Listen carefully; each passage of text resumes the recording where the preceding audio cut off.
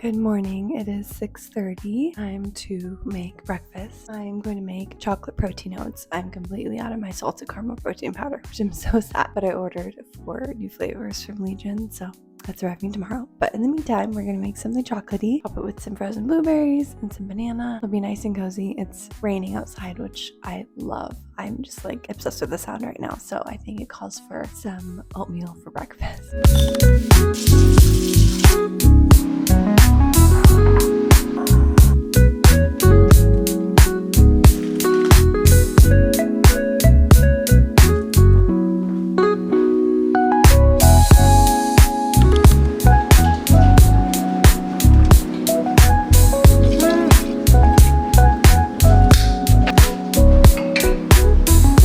It is now 11 o'clock and I am so hungry. It is time for lunch. I made some shredded chicken tacos for dinner last night, so I'm gonna make a little bowl out of it for lunch today with some veggies, some rice, cottage cheese, cilantro.